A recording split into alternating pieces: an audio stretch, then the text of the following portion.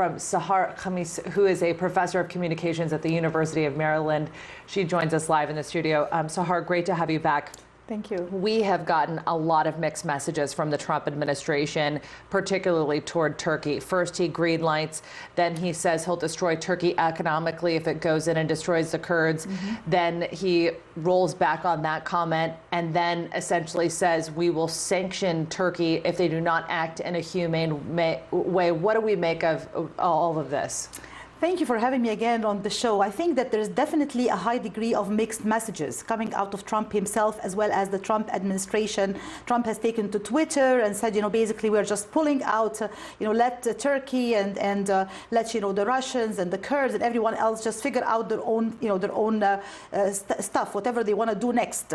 This kind of message really kind of shakes, in my opinion, the credibility and the confidence invested in the United States as a very important player, as a strategic superpower, as a world power. It really does not give us the message of confidence, of trust, of a superpower that's able to be, even-handed and balanced and rational in its reaction to such a very important issue and a very important topic. So that, in my opinion, is not a good strategy. As a communication expert and specialist, I would say this type of mixed messaging, if anything, creates confusion and does not help the situation at all. So I'm curious, when we look at the actual action of just pulling American troops out of Syria, it's quite drastic. Why do you think it is that Turkey and the United States couldn't reach some sort of a compromise on this safe zone? That's a very good question, because the idea of the safe zone has been an excellent idea proposed by Turkey, by President Erdogan. And I think if there was an ability to reach some kind of middle ground of agreement or negotiation or compromise, that would have been the ideal outcome and the ideal solution for all the parties involved in this kind of situation. Unfortunately, that has not been the case. There has been delay upon delay upon delay from the American side, in my opinion, for a variety of reasons. Number one, there hasn't been an eye-to-eye agreement on the details of the plan. Yes, there has been an agreement on the broad lines.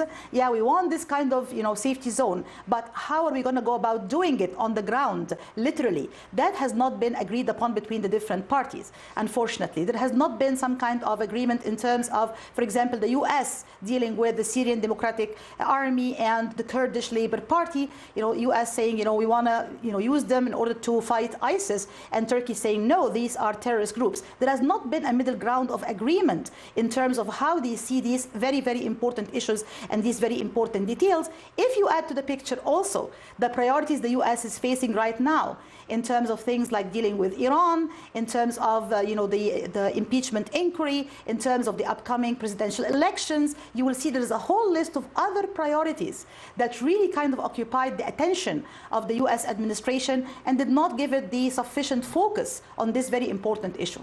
How do you think U.S. adversaries are going to capitalize on American troops withdrawing from the area, and what's the regional impact of all of that?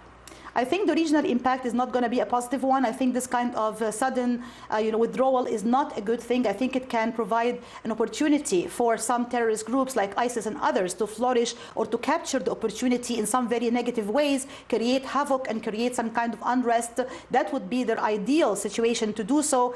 Adversaries, Russia can also try to step in and impose its own power and strategic weight in this region. All of these outcomes, in my opinion, are not favorable or positive, looking at U.S. interests or also looking at the interests of different players and countries in the region. Was this the best outcome, though, for Turkey? Better than compromising on a safe zone? No, I think compromise on a safe zone would have been a better outcome for all the parties involved, including Turkey. In my opinion, if there was progress made on the ground between the American and the Turkish side in terms of coming to an agreement on the details of this safe zone and really figuring out what the next steps would be, it would have been the favorable and ideal outcome for the Americans and for the Turks and for everyone else. Sahar Khamis, really appreciate you coming back. Thanks for being with us. Thank you so much. Thank you.